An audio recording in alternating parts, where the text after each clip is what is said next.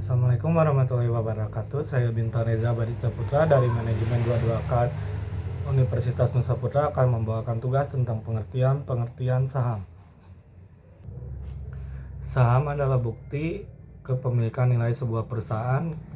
Kata saham sendiri diambil dari bahasa Arab. Dalam literatur fikih, saham diambil dari istilah musahamah yang berasal dari kata saham bentuk jamakan asum atau summah yang artinya bagian kepemilikan. Artinya pemilik saham adalah pemilik perusahaan. Gimana sih caranya kerja saham?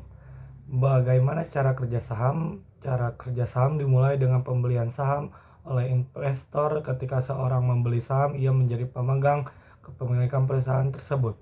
Nilai saham dapat berubah-ubah tergantung pada permintaan dan penawaran di pasar saham. Apa itu saham dan apa fungsinya?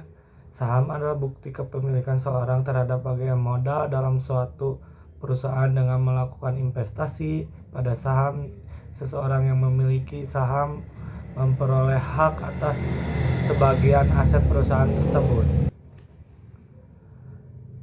Apa yang kita ketahui tentang saham? Saham dapat diartikan sebagai tanda penyertaan modal seseorang atau pihak badan usaha pada suatu perusahaan atau perusahaan terbatas. Dengan menyertakan modal tersebut, maka pihak tersebut memiliki klaim atau hak atas pendapatan perusahaan, aset perusahaan, dan berhak hadir dalam rapat umum pemegang saham atau RUPS.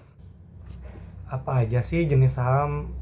Itu jenis saham ada 7, yaitu blue chip stock atau jenis saham yang juga disebut dengan saham lapis atau satu. Ini merupakan kategori saham yang paling disenangi oleh para investor, terutama investor pemula.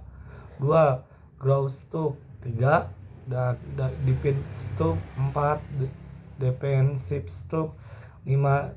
Cyclical stock. 6. Speculative stock. 7. Income stock. Apa saja sih ciri-ciri saham? Karakteristik saham biasa mempunyai hak suara untuk memilih jajaran manajemen perusahaan serta mengontrol kebijakan perusahaan. Dapat mendapat keuntungan jangka panjang yang besar. Saham biasa tidak dapat ditukar ke saham preference. Pemilik saham biasanya memiliki hak peroleh aset terakhir.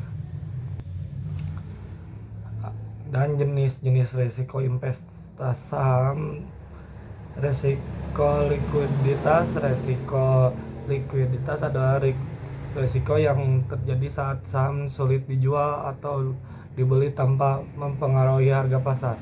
Resiko forecasting, resiko capital loss, resiko pasar, resiko tidak sistematis, resiko inflasi, resiko kebangkrutan.